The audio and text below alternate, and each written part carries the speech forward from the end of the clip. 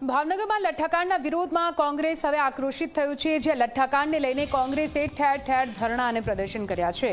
નશીલા પદાર્થના બેફામ વેચાણ મુદ્દે સરકારને ઘેરવાનો પ્રયત્ન કરવામાં આવી રહ્યો છે। ગેરકાયદેસર દારૂના વેપાર સામે કોંગ્રેસે વિરોધ કર્યો। કાયદો વ્યવસ્થા મુદ્દે સરકાર સામે કોંગ્રેસના સવાલો છે। લઠ્ઠાકાંડના મૃતકોને ન્યાયની માંગ કરવામાં આવી છે।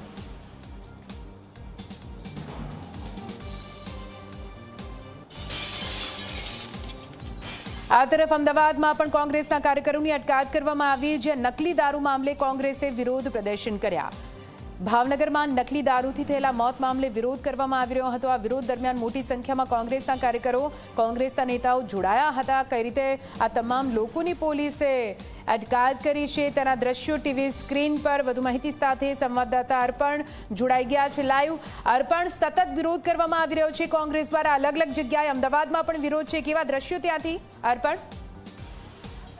વારંવાર બનાવો બને છે એ અંત ક્યારે આવશે એનો હર્ષ સંઘવીને એના માટે અમે એનું રાજીનામું જ આપીએ છીએ, કારણ કે એની આગેવાની હેઠળ જ, એની રહેમ નજરની હેઠળ જ અને કમલમમાં હપ્તા મોકલીને આ પ્રકારના કાંડ થાય છે।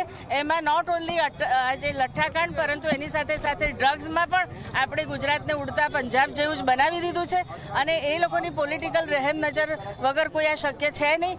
એટલે હર્ષ સંઘવીનું આખા ગુજરાતમાં આજે રાજીનામું માંગવામાં આવી રહ્યું છે અને અમે સ્ટ્રોંગલી જ્યાં સુધી એ નહીં આપે ત્યાં સુધી લડત શરૂ રહેશે।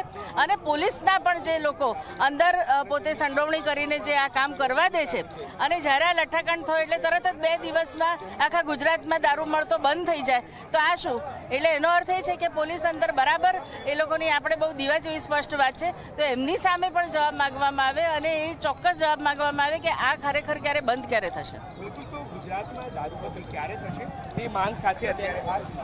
નિધિ, જે પ્રમાણે આપ જોઈ શકો છો, હાલ માહિતી મળી રહી છે કે પોલીસે મંજૂરી આપી હતી, પરંતુ ગૃહમંત્રીના નામના જે પ્રમાણે સૂત્રોચ્ચાર કરવામાં આવ્યા અને જે પોસ્ટર બેનર દર્શાવવામાં આવ્યા તે બાદ પોલીસ તુરંત એક્શનમાં આવી। એટલે કોંગ્રેસના કાર્યકરો શરૂઆત કરે તે સાથે જ પોલીસ એક્શનમાં આવી ગઈ, એટલે કોંગ્રેસના વધુ વિરોધ પ્રદર્શન કરવાનો મોકો નથી મળ્યો। અને આપ જોઈ શકો છો એક આખી મોટી જે પોલીસની જે બસ છે તે કોંગ્રેસના કાર્યકરોથી ખીચોખીચ ભરાઈ ગઈ છે અને હાલ પોલીસ અહીંયાથી તેમને અટકાયત કરીને લઈ જઈ રહી છે। નિધિ, બિલકુલથી જોડાયેલા રજૂ ફરીથી આપની પાસે આવીએ છીએ। તો લઠ્ઠાકાંડના વિરોધમાં કોંગ્રેસનો આક્રોશ સામે આવ્યો છે, જ્યાં મોટી સંખ્યામાં અમદાવાદમાં પણ કોંગ્રેસના કાર્યકરો અને નેતાઓ એકઠા થયા છે અને સતત રાજ્ય સરકાર વિરુદ્ધ પ્રદર્શન કરવામાં આવી રહ્યું છે।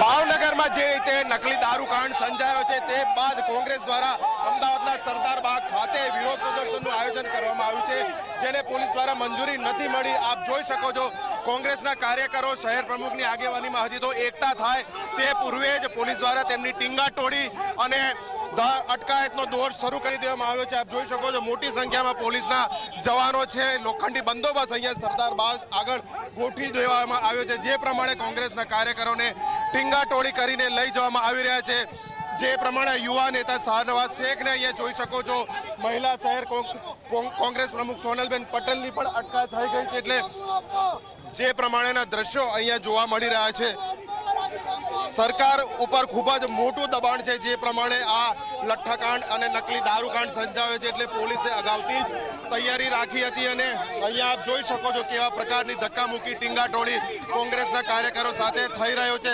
આપ જોઈ શકો છો કોંગ્રેસના કાર્યકરો 11 લોકો મરી ગયા છે, 11 લોકો મરી ગયા છે, 5 લોકો સિરિયસ છે। હોમ મિનિસ્ટર રાજીનામું આપે, રાજીનામાની માંગ કરીશું। ભાવનગરમાં લઠ્ઠાકાંડ, વારંવાર ગુજરાતમાં લઠ્ઠાકાંડ થાય છે, વારંવાર અને પોલીસની મિલી વખત ગૃહમંત્રી પાસે હપ્તા જાય છે, એટલે જ 11 લોકો મરી ગયા, 11 લોકો મરી ગયા છે।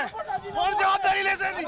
જે પ્રમાણે અહીંયા જોઈ શકાય છે કે કોંગ્રેસના કાર્યકરો આગેવાનોની અટકાયત કરી લેવામાં આવી છે અને વિશેષ જે સૂત્રોચ્ચાર લખેલા પોસ્ટર પણ અહીંયા જોવા મળી રહ્યા છે। એટલે હાલ પોલીસે કાર્યક્રમ શરૂ થાય તે પૂર્વે જ કોંગ્રેસના કાર્યકરોની જે છે તે અટકાયત કરી લીધી છે। કેમેરા પર્સન ઉમેશ પરમાર સાથે અર્પણ કાયદાવાલા, ઝી મીડિયા, અમદાવાદ।